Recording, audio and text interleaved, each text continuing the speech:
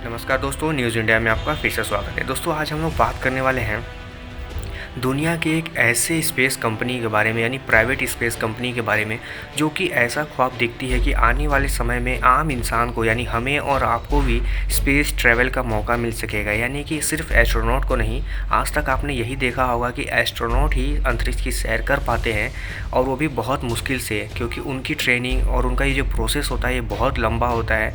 लेकिन वो फिर सेफली कई बार लौट पाते हैं और नहीं भी लौट पाते। लेकिन ये जो वर्जिन गैलेक्टिक यानी रिचर्ड ब्रैंसन की जो प्राइवेट स्पेस कंपनी है, वो ऐसा काम करती है और ऐसा दावा करती है कि आने वाले समय में वो आम इंसानों के लिए भी रास्ते खोल देंगे अपनी कंपनी के, कि वो भी अंतरिक्ष की सैर कर सके। बस आपके पास थोड़ा पैसा होना चाहिए, क्योंकि ये बहुत खर्चीला होगा।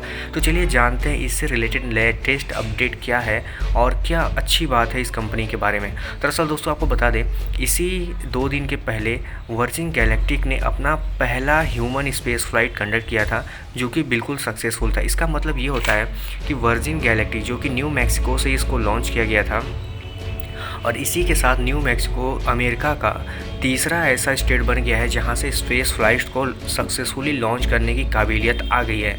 अब इस फ्लाइट में हुआ क्या कि वर्जिन गैलेक्टिक की एक मदरशिप ने VSS यूनिटी नाम के प्लेन को अंतरिक्ष में छोड़ा, यानी कि उसके बाद फिर मदर स्पेसशिप वापस आ गई और VSS यूनिटी एस्ट्रोनॉट को लेकर, यानी साइंटिस्ट को लेकर अंतरिक्ष में गई, यानी स्पेस में गई, और वहाँ पर कुछ देर रुकी। और इसका जो प्रोसेस है, क्योंकि इसको इसी हिसाब से बनाया गया है कि सैर करने लायक हो सके, तो आप कह सकते हैं कि वो स्पेस में जाने के बाद सेफली ग्लाइड करने की प्रोसेस में आ जाते हैं। यानी कि जैसे कोई नाव पानी पर तैरती है, वैसे ही VSS यूनिटी अंतरिक्ष में तैर सकती है। और आने वाले फ्यूचर में यही उसका भविष्य भी है, क्योंकि आम आदमी को अंतरिक्ष की सैर कराना है तो स्पीड और बैलेंस दोनों मेंटेन रखना होगा, क्योंकि जिस स्पीड से कोई रॉकेट जाता है उस स्पीड से कोई इंसान अंतरिक्ष की सैर तो नहीं कर सकता, क्योंकि वो बहुत मुश्किल होता है।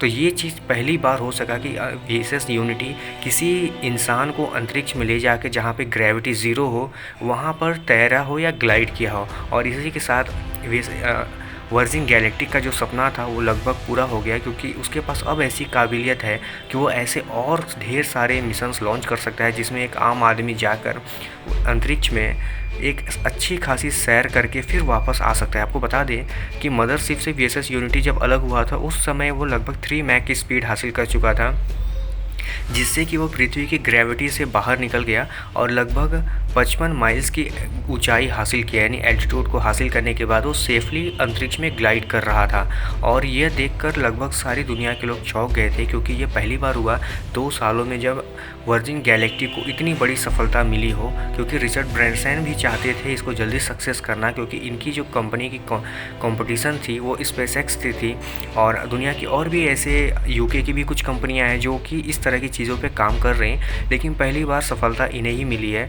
अब आपको बता दें कि इसी के साथ अमेरिका का ये तीसरा स्टेट तो न्यू मैक्सिको बन ही गया है, जो कि स्पेसशिप को लॉन्च करने की काबिलियत रखता है। लेकिन असल में बात सोचने वाली ये है कि क्या इतना इंसान खर्चा करेगा अंतरिक्ष की सैर करने के लिए? तो नो डाउट दोस्तों, दुनिया में ऐसे बहुत सारे लोग हैं जो कि इतने पैसे खर्च करेंगे, और एक बार पृथ्वी को दूर से देखना तो लगभग हर कोई चाहता होगा, क्योंकि जैसा हर इंसान का सपना होता है एस्ट्रोनॉट बनना, लेकिन वो बन तो नहीं पाते। तो आने वाले समय में ऐसे लोगों का सपना पूरा करने के लिए वर्जिन गैलेक्टिक का VSS यूनिटी बहुत काम आएगा, क्योंकि उनको फ्री में, या कह सकते हैं बिना मेहनत किसी पैसे के दम पे, स्पेस की सैर कराकर वापस पृथ्वी पर ला सकता है। तो आपको क्या लगता है कि वर्जिन गैलेक्टिक का ये काम अमेरिका को कितना फ़ायदा पहुंचाएगा? अमेरिका इकोनॉमिकली भी बहुत आगे जाएगा, क्योंकि इस तरह के प्लान्स जो होते हैं वो सही में कॉमर्शियल ही होते हैं, क्योंकि ये प्राइवेट कंपनियां करती हैं और इससे बहुत बड़ा मुनाफा कमाएंगी। हालांकि इंडिया में भी ऐसे बहुत सारे स्पेस इंडस्ट्री है या प्राइवेट सेक्टर है जिनको इसरो ने भी काफ़ी मदद किया है कि वो आगे आए स्पेस एरोस्पेस के फील्ड में, लेकिन अभी वो इस मामले में बहुत पीछे हैं, क्योंकि या तो वो रॉकेट बनाते हैं या फिर सैटेलाइट बनाते हैं, लेकिन इस तरह का कोई काम अभी तक इनमें से कोई नहीं करता।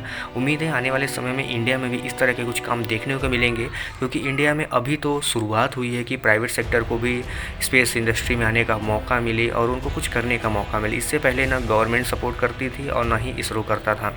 तो चलिए उम्मीद है दोस्तों ये मानवता के कल्याण के लिए ही होगा। और अच्छी बात ये है कि वर्जिन गैलेक्टिक इससे जितने भी डेटा कलेक्ट करता है, चाहे वो साइंटिफिक हो या कुछ भी, तो किसी भी तरह के, वो लोगों से शेयर करता है। यानी कि आने वाले समय में अमेरिका या पूरी दुनिया के जो स्टूडेंट होंगे उनको इस तरह की चीज़ें समझने में आसानी होगी कि स्पेस इंडस्ट्री काम कैसे करती है और कौन कौन से ऐसे फैक्टर हैं जो कि हमें इफ़ेक्ट करते हैं।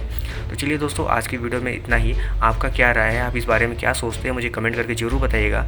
और इस वीडियो में फ़िलहाल इतना ही। कल मिलते हैं किसी और वीडियो में किसी और टॉपिक के साथ। तब तक के लिए धन्यवाद।